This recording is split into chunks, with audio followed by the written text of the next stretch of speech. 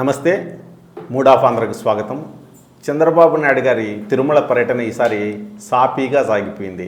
సహజంగా ఆయన మీడియాతో బాగా సన్నిహితంగా ఉంటాడనే పేరు ఉంది, అది నిజం కూడా. అయితే ఈ తప్ప అందుకు విరుద్ధంగా ఆయన తిరుమల పర్యటన సాగిపోయింది. ఎందుకు ఇట్లా సాగిపోయింది? ఒకవైపు సుప్రీంకోర్టు సిబిఐ నేతృత్వంలో సిట్ ఏర్పాటు చేసింది. సిట్పై ఆయన ట్విట్టర్ వేదికగా ఆహ్వానించినారు, కానీ మీడియాతో అయితే ఆయన మాట్లాడలేదు. ఇది కొంచెం ఆయన వైఖరికి భిన్నంగా ఉంది. ఎందుకు ఇలా ఈ పరిణామాన్ని ఎట్లా చూడాలా? ఈ విషయమై ప్రముఖ రాజకీయ విశ్లేషకుడు పురుషోత్తం రెడ్డి గారిని అడిగి తెలుసుకుందాం. ఏం పురుషోత్తం రెడ్డి గారు, మీకేమన్నా కొత్తగా కనిపించిందా ఈసారి? చంద్రబాబు నాయుడు గారి పర్యటన కొంచెం కొత్తదనం కనిపించింది. జనరల్గా వారు మీడియా ఫ్రెండ్లీ పర్సనాలిటీ. అవును, అది ఆయనకున్న అసర్టు, అది మంచి లక్షణం. ఎందుకంటే రాజకీయ నాయకులు ఎవరు కూడా ప్రజలకు ఎట్ట చెప్పాలంటే మీడియా ద్వారానే చెప్పాలి. అందువల్ల చిట్ చాట్ రూపంలో కావచ్చు, పర్సనల్గా కావచ్చు, చాలా ఓపిక ఉన్న వ్యక్తి. అది మంచిది కూడా, జగన్ గారికి లేనిదే అది. కానీ దానికి భిన్నంగా తిరుమల పర్యటన ఆయన సాఫీగా ఉంది. కొంత డిస్టర్బ్ మోడ్లో కూడా నాకు కనపడ్డాడు. అయితే చంద్రబాబు నాయుడు గారిలో ఉన్న ఒక మంచి లక్షణం ఏంటంటే, తను ఏదన్నా ఒక మాట్లాడితే దాని పర్యవసానాలు ఎలా ఉన్నాయని ఎప్పటికప్పుడు క్రాస్ చెక్ చేసుకుంటారు. మొండిగా నేను చెప్పిందే జరగాలి అనే పైకి కనిపిస్తుంది, కానీ ఆయన ఎప్పటికప్పుడు రివ్యూ చేస్తుంటాడు. బహుశా ఆయన సక్సెస్ఫుల్ పొలిటీషియన్ కావడానికి అదే కారణం. ఒక ఘటన జరిగితే దీని ప్రభావం ఎంత ఉండొచ్చు, లాభమా నష్టమా, వెంటనే రివ్యూ చేసుకొని వాడు ఏమనుకుంటాడో సంబంధం లేకుండా వైఖరి మార్చుకుంటాడు. ఈ ఒక వైఖరితో జగన్ గారు ఒకటి అనుకున్నా అనుకో, తాడోపేడు అదే అనుకుంటాడు. ఈరోజు ఇది మాట్లాడినాము, దీనివల్ల నాకు నష్టం అనుకుంటే వెంటనే రివ్యూ చేసుకొని కొత్త వైఖరి తీసుకుంటాడు చంద్రబాబు. అది కొంతమంది అవకాశవాదం అనొచ్చు, కానీ పాలిటిక్స్లో అది పర్ఫెక్ట్లీ లైన్. అందుకు అది నాకు కనపడింది ఈరోజు చంద్రబాబు. ఎందుకంటే మొదటి నుంచి నేను మాట్లాడుతుండే ఏంటంటే, లడ్డు కల్తీకి సంబంధించినటువంటి ఆరోపణలు వచ్చినప్పుడు వారు యథాలాపంగా మాట్లాడని ఇప్పటికీ నేను నమ్ముతున్నాను. జనరల్గా మాట్లాడేసినాడు. ఆడ గుజరాత్ రిపోర్ట్లో ఎనిమల్ ఫ్యాట్ అని ఉంది, కింద చాలా అంశాలు ఉన్నాయి. దాని ఆధారం చేసుకుని ఒక పదం వాడేశాడు, అది రకరకాల కాన్ఫిగరేషన్ మారిపోయింది. దీన్ని ఆయన గమనించాడని అనుకుంటున్నాను. అంటే నెగిటివ్ కొంచెం మనం బ్యాడ్ ఫీలింగ్ వెళ్ళిందేమో, సెంటిమెంట్ ఇష్యూ ఉంది ఒకటి. రెండోది మనకార అర్థమవుతుంది, ఇప్పుడు జగన్ కాలంలో తప్పు జరిగిందని మీరు అనుకుంటున్నారు కదా. ఇప్పుడు నిన్నటి రాజకీయ ఉపన్యాసాల వరకు ఏమన్నా మాట్లాడచ్చు, నువ్వు అలాంటి వాడి కాబట్టి, నువ్వు ఆ మతం కాబట్టి మాట్లాడచ్చు. కానీ విచారణకు వచ్చేసరికి కుదరదు. రిపోర్ట్లే ఆధారం, టెస్ట్లే ఆధారం. ఒకవేళ నేను 100% ఏమీ జరుగుండదని నేను నమ్ముతున్నాను. జగన్ గారి పీరియడ్లో కాదు, ఏ పీరియడ్లో కూడా నెయ్యిలో అంటే చంద్రబాబు గారు చెప్పినటువంటి కల్తీ జరగపోయిండొచ్చు. మామూలు అంటే ఫ్యాట్ అవి కలిసి ఉండొచ్చు, నాసిరకం ఉంటే ఇట్లాంటి కలిసి అవసరం లేదు, కలపరు అనుకుంటున్నాను. ఒకవేళ మీరు అనుకున్నట్టు జరుగున్నా కూడా నిరూపించడానికి ఏ ఆధారం లేదు, టెస్ట్ చేయడానికి ఏ ఆధారం లేదు. లడ్డు, నెయ్యి, అన్నప్రసాదం అవి ఏమన్నాయి లేవు. అవి ఉన్నా కూడా ఇప్పుడు సెట్ చేయకూడదు, ఎందుకంటే వారం 10 రోజుల పైన ఉండదు కదా, నిల్వ ఉండదు కదా. అంటే వీటన్నిటి రీత్యా సాధ్యం కాదు. ఒకటి, ఆచరణ సాధ్యం కాదు. రెండు, ఇట్లాంటి ఒక వ్యాఖ్యలు చేసిన రెండు దేవుడితో కూడుకున్న విషయం కాబట్టి మాట్లాడడానికి కూడా కొంచెం జంకొని వస్తుంది. ఇవన్నీ ఆయన గమనించినట్టున్నాడు.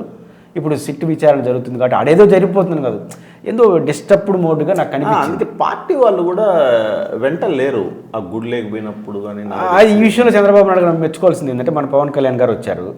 వచ్చినప్పుడు నిజానికి తనకు తన భార్యకు పోవడానికి రైట్ ఉంది యాజ్ ఎ క్యాబినెట్ మినిస్టర్గా. మహద్వారం పిల్లలు తీసుకెళ్ళడం అనేది రూల్ ప్రకారం కుదరదు అని ఎందుకో తెలుసో తెలియకో వెళ్ళిపూసినాడు. వాళ్ళు పట్టించుకున్నారో తెలియదు. దీనిపైన మీడియాలో వచ్చినాయి. ఈ టైంలో ఏ అవకాశం ఇవ్వకూడదని ఆయన బంధించున్నాడు, కఠినంగా ఉన్నాడు. నిన్న అసలు ఎమ్మెల్యేలు, మంత్రులు ఎవరిని లోపల పోయేంత వరకు తీసుకెళ్ళాలి. మళ్ళీ వాళ్ళ పాటికి వాళ్ళు రూల్ ప్రకారం టికెట్ తీసుకొచ్చారు తప్ప కఠినంగా ఉన్నాడు. అది ఇట్లాంటి ఒక మెసేజ్ వెళ్ళకూడదు, ఇప్పటికీ ఇది అవుతుందని కఠినంగా ఉన్నట్టు మనకు అనిపిస్తుంది. రెండోది, ఏం మాట్లాడినా డిస్టర్బ్ చేయడం మోడ్లో ఉన్నాడు కాబట్టి గుర్తించినాడు. అంటే ఇదేదో సంథింగ్ ఈజ్ రాంగ్ ప్రాసెస్లో వెళ్తూ ఉంది, పొలిటికల్గా కూడా ఇది అంత మంచిది కాదేమో అనే అభిప్రాయంకి వచ్చారు. కానీ ఇది ఒక 2-3 వారాల క్రితం వచ్చుంటే మాత్రం చంద్రబాబు గారికి ఇంకో రూట్ తీసుకోండొచ్చు. 2-3 వారాలకు ఇప్పుడు ఏదైతే ఆయన ఒక అభిప్రాయంకి వచ్చినట్టున్నాడు, ఆయన బహిరంగ చెప్పకపోవచ్చు, కానీ తను ఏదైతే ఒక ఆయన బాడీ లాంగ్వేజ్ చూసినప్పుడు ఆయన సహజ స్వభావాన్ని భిన్నంగా పోయినంటే ఒక డిస్టర్బ్డ్ మోడ్ కనపడింది. ఇది కొంత డిస్టర్బ్ మోడ్ కావడానికి కారణం ఏంటంటే ఏదో సిట్ ఏదో చేసేస్తుంది అయిపోతుందని కాదు, పొలిటికల్గా ఇది మంచి సిగ్నల్ కాదని గుర్తించిన మనకు అర్థమైంది ఏంటంటే, తిరుమల అనేది ఇక మీద చర్చనీయాంశం కాకూడదు జనాల్లో అనేది ఆయన కనుక్కున్నాడు. అది మంచిదే, వారికి మంచిదే, టీటీడీకి మంచిదే. ఇంకొక 2 వారాల ముందు కానీ ఇట్లా అనుకోని ఉంటే ఈ సమస్య ఇంత దూరం వచ్చుండేది కాదనిపిస్తుంది. కాబట్టి చంద్రబాబు నాయుడు గారు ఒక సహజ సిద్ధమైనటువంటి పర్యటన భిన్నంగా సాగడం మంచిదే. ఎందుకంటే మళ్ళీ వివాదం కాకుండా ఉండింది. ఎందుకు అలా ఉన్నారు అంటే ఏదో భయపడి కాదు, ఆయనకి అర్థమవుతుంది. అన్నెసరీ పొలిటికల్ దీన్ని తీసుకురావడం వల్ల సాధ్యాసాధ్యాలు నిరూపించడం ఇవన్నీ ముందుకు వస్తాయి. కాబట్టి దీనికి ఇక్కడ ముగించేద్దామనే భావన అయితే ఆయనలో కనపడింది. అంటే లాస్ట్ మంత్ 30వ తేదీ సుప్రీంకోర్టు కామెంట్స్ తర్వాతే ఆయనలో ఈ మార్పు ఎక్కువగా కనిపించింది. ఖచ్చితంగా, ఎందుకంటే సుప్రీంకోర్టు కామెంట్ల తర్వాత వచ్చింది. రెండోది పార్టీ శ్రేణుల్లో నుంచి కూడా దీన్ని ఎక్కువ మాట్లాడకుండా ఉంటే బాగుంటుంది. ఎక్కువ మాట్లాడితే దేవుడు, అనుభవాలు, భక్తి, భయము అన్నీ ఉంటాయి కదా అనే భావన కింద నుంచి కూడా ఆయనకి వెళ్తూ ఉంది. ఇప్పుడు మనకు ఇట్లాంటి ఇష్యూ ఏదైనా జరిగితే జగన్ తిట్టే అవకాశం వస్తే పోటీలు పడి తెస్తా ఉంటారు. ఇప్పుడు పైన చెప్తే తప్ప తిట్టే పరిస్థితి కూడా లేరు, భయపడుతున్నారు. ఇది ఆయనకు కూడా అర్థమైంది. కాబట్టి దీన్ని అన్నో చోట ముగించేస్తే బాగుంటుంది అనే భావన ఆయనకు ఉన్నట్టుంది.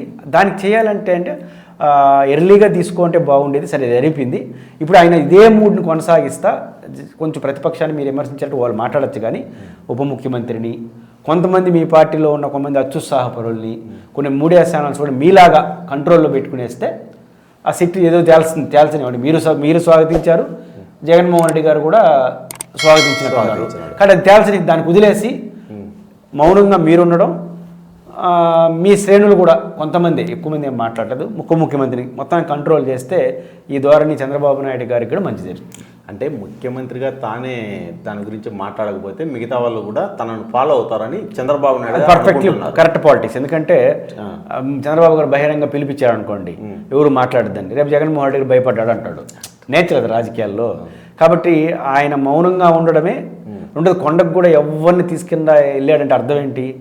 ఆ ఈఓకి, ఆ అడిషనల్ ఈఓలు అందరికి సిగ్నల్ ఇచ్చినాడు, నేనే, మిగతా నా తరపున ఎవరూ లేరు ఇక్కడ, మీరు పద్ధతిగా ఉన్నాను కూడా సిగ్నల్. చంద్రబాబు గారి సిగ్నల్ అన్నీ ఉన్నాయి. ఎవరినంటే వాళ్ళని అలౌ చేయొద్దండి, ప్రోటోకాల్ పాటించండి, నేను ఎవరికి నా ప్రతినిధులు ఎవరు లేరు అనే మంచి సిగ్నల్సే ఇచ్చాడు. ఇది ఖచ్చితంగా టీటీడీలో ఇంక భవిష్యత్తులో ఎవరు పడితే వాడు ఓవర్ యాక్షన్ చేస్తే అదంతా వివాదం అవుతుంది కదా. అన్ని దృష్టిలో పెట్టుకొని ఆయన వ్యవహరించినట్టుగా అనిపిస్తుంది. అంటే దేవుని దగ్గర భయభక్తులతో నేనున్నాను, మీరు కూడా అట్లే ఉండండి అనేది వాళ్ళ శ్రేణులు చెప్పాడు, అధికారులకు కూడా చెప్పాడు, మీరు అలౌ చేయొద్దండి, పద్ధతిగా ఉండండి చెప్పినట్టే అనిపించింది నాకు. సరే, ముఖ్యమంత్రి చంద్రబాబు నాయుడు గారి పర్యటన అయితే ఈ దఫా చాలా సాఫీగా జరిగింది. గతంలో దానికంటే భిన్నంగా ఆయన పర్యటన సాగిందనేది పరిశీలకుల అభిప్రాయం. ధన్యవాదాలు.